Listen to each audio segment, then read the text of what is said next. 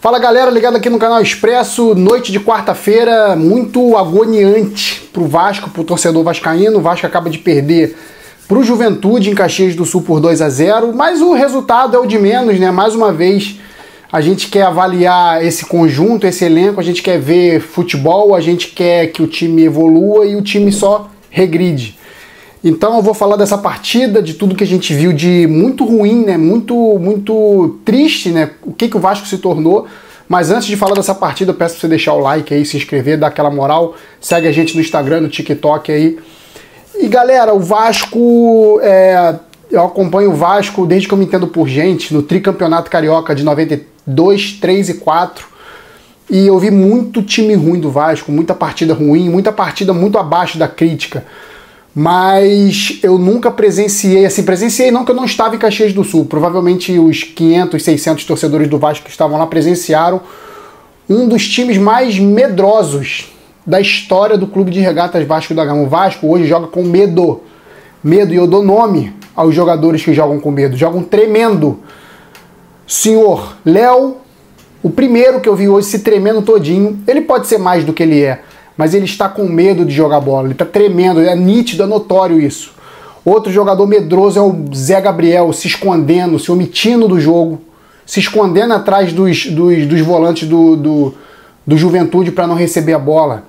O senhor Galdames se omitindo, se escondendo atrás dos volantes do Juventude para não jogar. O senhor Rossi fazendo jogadas de volante. Tá pensando que tá onde? No aterro do Flamengo? Você não é volante, você não precisa voltar pra zaga para tentar sair jogando e fazer jogadas mirabolantes. Você não tem essa capacidade, nunca teve, você é ponta. Se você não consegue ser ponta e jogar como ponta, você pede para sair. Seja mais digno do que você está sendo. E outros jogadores que eu vou citar aqui que demonstram insegurança, não estou falando de medo propriamente dito, mas demonstram muita insegurança, que é o caso do Paulo Henrique, o Maicon, além de serem muito fracos tecnicamente, são jogadores inseguros. O Vitor Luiz hoje fez uma partida ok, o Esforza que entrou no lugar do Galdames, outro que, meu Deus do céu, se esconde atrás dos outros volantes, ele anda em campo, ele marca com o olho. O Matheus Carvalho é fraco tecnicamente, jogador que não se omite, mas erra tudo. Rayan, frouxo, tudo isso, galera, eu falo como atleta, não estou falando como pessoa. Rayan, pessoa, Rossi, pessoa, são outra coisa, estou falando de atletas em campo. O Rayan hoje, mais uma vez, não mostrou que veio, frouxo.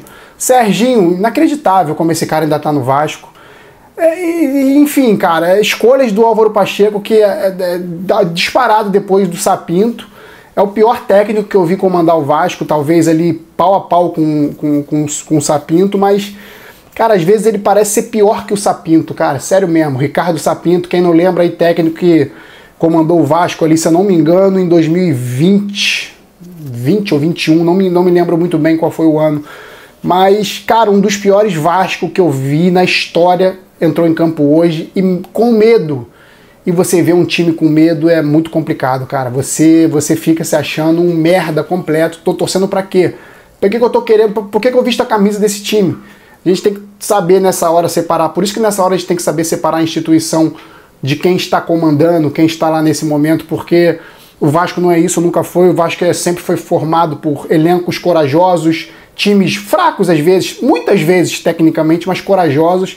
E o que eu vi hoje do senhor Léo, do senhor Zé Gabriel, do senhor Galdames e da falta de qualidade do Cleiton Casapia é inacreditável. O JP, um moleque da base, ele escalado errado. Eu não vou botar na conta do moleque, eu não vou botar. Foi sacado erradamente, não era para sair. Era para tirar ou o Galdames ou o Zé Gabriel, os dois amarelados. Inclusive, o senhor Galdames tomou um cartão amarelo ridículo ali. Se eu sou técnico do Vasco, eu já tiraria ele ali. Por quê, cara? Porque daquele carrinho com as pernas pro alto em cima do Nenê. Nenê parado na lateral, ele foi dar com as duas... falta de inteligência, para não dizer outra coisa, para não ser muito cruel. Então, cara, tá tudo errado. O Vasco gastou mais de 250 milhões de reais nesse time. Um dos piores que eu vi na história. Eu vi Vasco sem dinheiro, montar time melhores que esse. Sem dinheiro. Melhores não, menos ruins do que esse. O Juventude com um orçamento muito abaixo do Vasco, com um time competitivo. Não é, o time do Juventude não é essa maravilha toda, mas contra o Vasco se torna, porque esse time do Vasco é uma zona, uma bagunça. E mais uma vez, repito, não gostaria de estar certo, mas cada jogo que eu vejo eu estou mais certo da minha convicção de que o Álvaro Pacheco tem que ser demitido o quanto antes.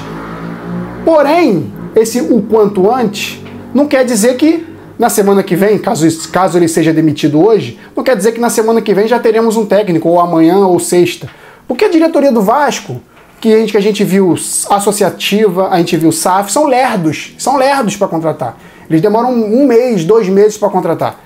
Então eu não sei mais, cara, sem horizonte, sem perspectiva nenhuma, acabamos de enfrentar hoje um adversário direto contra o rebaixamento, que nos empurra para a zona de rebaixamento, e o pior, para piorar ainda mais a situação do Vasco, o Vasco tem 2 jogos a mais do que Grêmio, que hoje jogou com o Fortaleza e perdeu, e 1 jogo a mais do que o Vitória, que ainda vai jogar na rodada.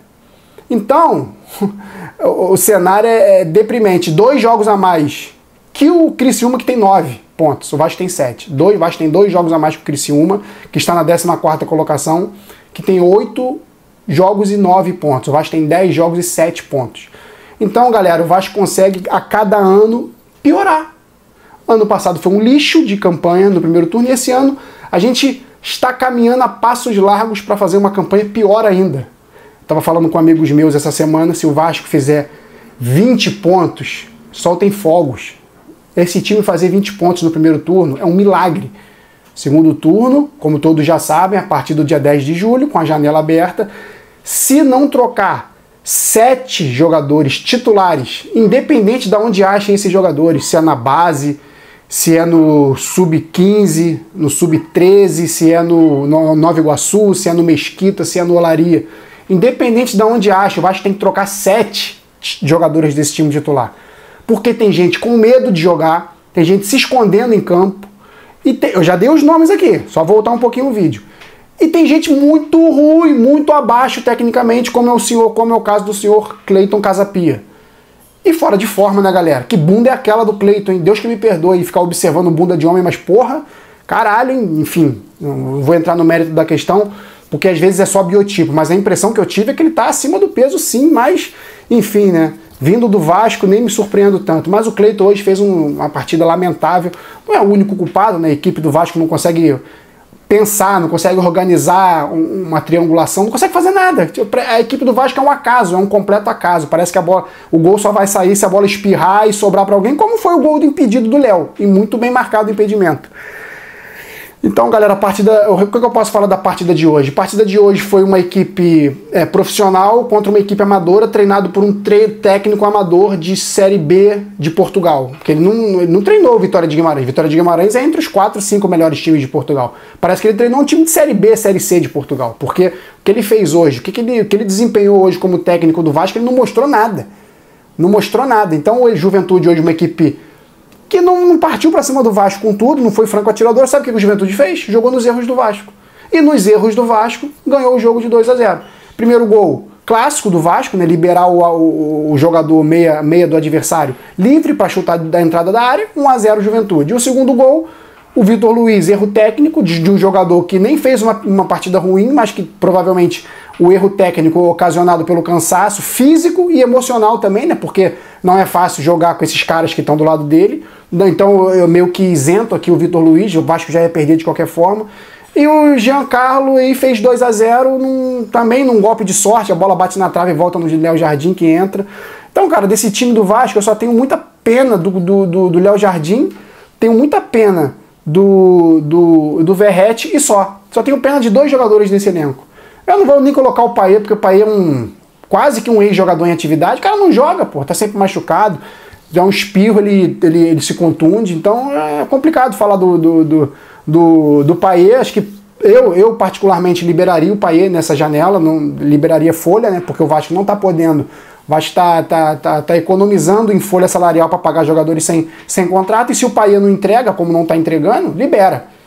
Para mim é prático e objetivo. Libera, e se puder trazer jogadores pagando 2, 3 jogadores de razoáveis para bom, não adianta ser mediano, mas tem que ser de razoável para bom para chegar e ser titular. Se for para chegar e jogar, é melhor do que o Payet, que não joga e ganha 1,5 milhão por mês. Então libera a folha para contratar 3 jogadores que possam jogar nesse time. Vai estar precisando de gente nova, o quanto antes. Como eu falei, 6, 7 jogadores para entrar no segundo turno no time titular. Não estou nem falando no elenco, no time titular. Porque se não mudar, se for esses caras medrosos aí, boa parte deles, o Vasco vai ser rebaixado e com um tempo recorde de antecipação. E corremos ainda um sério risco do Coutinho olhar e falar assim, pô, eu não quero jogar nesse time. Eu particularmente acho isso muito pouco provável. O Coutinho olhar e falar, eu não quero jogar nesse time, esse time vai queimar meu filme, eu vou ser rebaixado com esse time, ou eu vou ser cobrado demais, que eu não enfim, eu jogo, esses caras não jogam, eu vou ficar carregando um monte de animal burro no meu cangote. Não, talvez ele possa pensar assim, acredito que não, tá? É o meu pensamento particular, acredito que ele não pense assim, mas se ele pensasse, não seria nenhum absurdo. Então o Vasco hoje, a única coisa que eu espero é que o Álvaro Pacheco seja demitido o quanto antes, mas falando aqui de forma mais tranquila e serena, acho que não vai ser, porque o Vasco é uma bagunça, o Vasco não se entende, ninguém se entende. O Pedrinho, que entrou agora, já pode ser cobrado pelo Álvaro Pacheco ser mantido, se for mantido, mas não dá mais para o Álvaro Pacheco, ele não tem condições de treinar o Vasco. O Vasco não mostrou nada em 4 jogos. Vamos lá para as notas rapidinho, galera, que eu não estou com muita paciência. Léo Jardim, nota 10, é o único que salva nesse time. Paulo Henrique, nota 2. Maicon, nota 3. Léo, nota 0. Vitor Luiz, apesar da expulsão, fez uma partida aguerrida, briosa, nota 7 para o Vitor Luiz. Zé Gabriel, nota 0. O Galdames, nota 0. O JP na posição errada, não dá para colocar na conta do moleque, nota 4. O Rossi, inacreditável, ele pensou hoje que ele estava jogando de volante, nota 2. O Cleiton, nota 0 pro Cleiton, inacreditável, que jogador ruim. E o Adson, junto com o Vitor Luiz, talvez sejam os jogadores aí de linha mais lúcidos em campo. Então o Adson eu vou dar uma nota 7 também. Sacado para a entrada do Serginho, eu ficaria muito puto se eu sou o Adson, cara. Eu pediria rescisão de contrato hoje. Caralho. Aí entrou no lugar dele o Serginho nota 0, não consigo gostar do Serginho. Fez uma escolha ali num contra-ataque do Vasco 4 contra 2.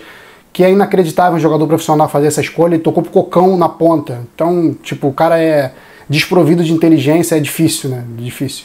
Ryan, nota 0, frouxo, moleque frouxo, preguiçoso. Matheus Carvalho, não é frouxo, não é preguiçoso, não se omite, mas é fraco, tecnicamente, nota 5. Esforça, fraco, frouxo, tudo, nota 0.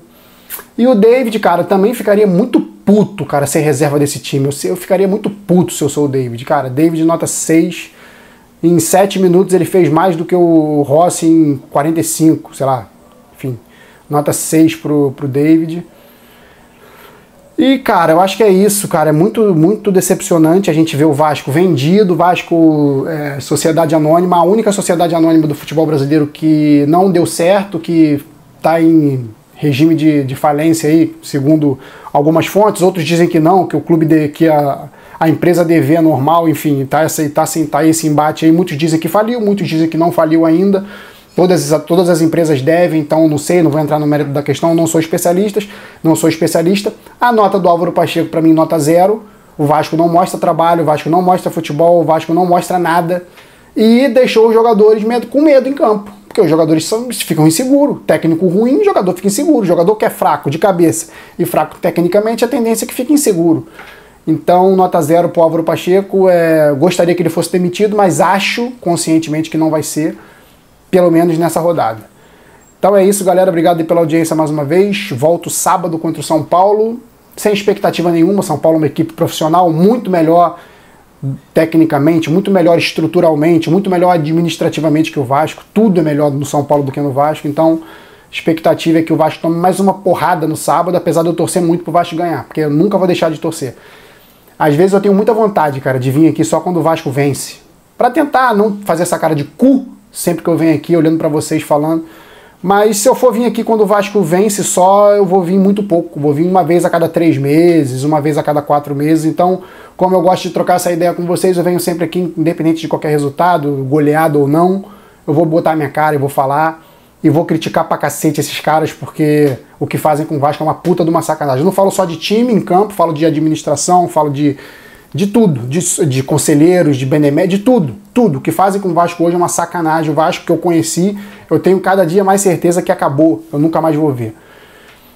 Isso, galera. Outra coisa. Potencial construtivo de São Januário aprovado. Falta agora a sanção do prefeito. Se o Vasco permanecer desse jeito que eu vejo aí, eu tenho esperança que o Pedrinho vai arrumar algum jeito aí para melhorar. Mas se permanecer desse jeito aí, o Vasco vai jogar em 2027 na reinauguração de São Januário para 50 mil pessoas. O Vasco vai estrear numa Série B, porque desse jeito aí fica difícil. Fica difícil confiar que o Vasco vai fazer uma grande festa de inauguração pro seu estádio aí, que a previsão aí inicial é de 2027, no ano de centenário de São Januário. Então, eu fico com medo disso, de o Vasco inaugurar um belíssimo estádio e não ter time, tá uma bagunça administrativa ainda, e o time numa Série B, e pensando no pior cenário aí, até em séries inferiores, né? Enfim, é isso, galera. Valeu, saudações vascaínas sempre. Fui.